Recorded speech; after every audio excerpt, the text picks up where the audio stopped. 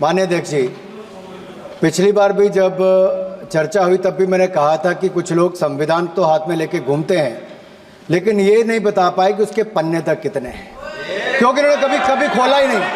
आज मैं क्योंकि ये संविधान जो राहुल जी सब तरफ दिखाते हैं सर, शायद उन्होंने इसके 2 पन्ने भी खोलकर नहीं देखे। अगर आप इसका प्रीफेस देखेंगे, प्रीफेस किसने लिखा है सर? सुप्रीम कोर्ट के वरिष्ठ अधिवक्ता गोपाल शंकर नारायण जी, उन्होंने लिखते हैं, our constitution was crafted by the finest and most emancipated minds of the time and thankfully not directed by the confused Nehruvian social policy that guided success governments। वो इनकी नेहरू जी की विचारधारा पर सवाल खड़ा करते हैं और उन्होंने लिखा है कि giants like B.R. Ambedkar, B.N. Rao, Sardar Patel, K.M. Munshi Alladi debate provisions to protect the basic freedom. उन्होंने श्रेय दिया है तो अम्बेडकर जी को, सरदार पटेल और आगे। सर इसके अगले पन्ने पे क्या लिखते हैं गोपाल शंकर नारायण, और ये इन्हीं का ही है सर, मैं नहीं पढ़ रहा हूँ, जो इन्होंने हाउस में दिखाया। इसमें लिखा है, were it not for the strength of the document, Indira Gandhi would have been compelled to end the darkest episode in independent India by ending the emergency। यानी कि संविधान की ताकत थी जिन्होंने इंदिरा गांधी जी की इमरजेंसी को खत्म किया था, तो ये संविधान की ताकत थी। और ये आपके इसके अंदर लिखा है, राहुल जी जो आप लेकर घूमते हो, कभी खोल के पढ़ो तो सही, कभी पढ़ा भी नहीं आपने। और इसमें आगे लिखा है सर, आप चेयर को बोलो, अधिकार दिया है, चेयर को बोलो, माननीय सदस्य चेयर को जी। अध्यक्ष जी, ये जो राहुल जी कॉपी लेकर घूमते, इसी पे लिखा है कि इंदिरा गांधी जी की यातनाएं और इमरजेंसी को खत्म किया तो बाबा साहब अम्बेडकर के संविधान ने गरीब से गरीब व्यक्ति को उसका काम दिया।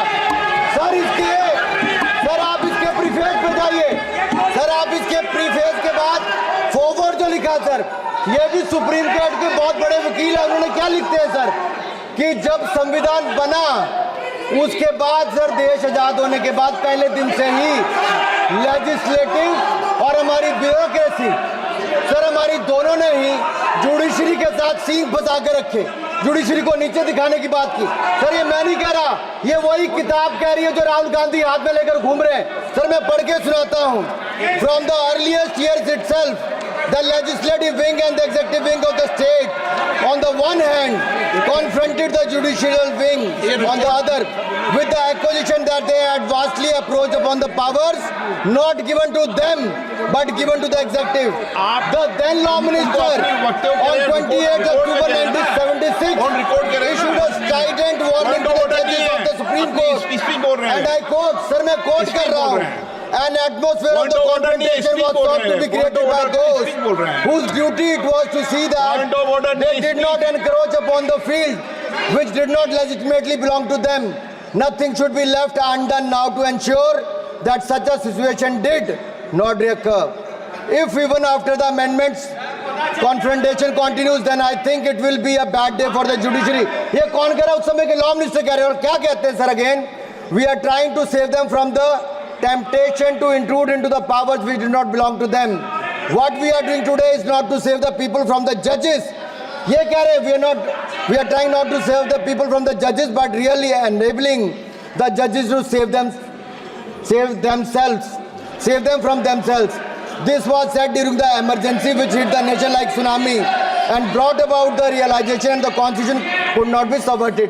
सर अगर ये संविधान जो बाबा साहब अम्बेडकर ने दिया उसी ने देश को बचाया।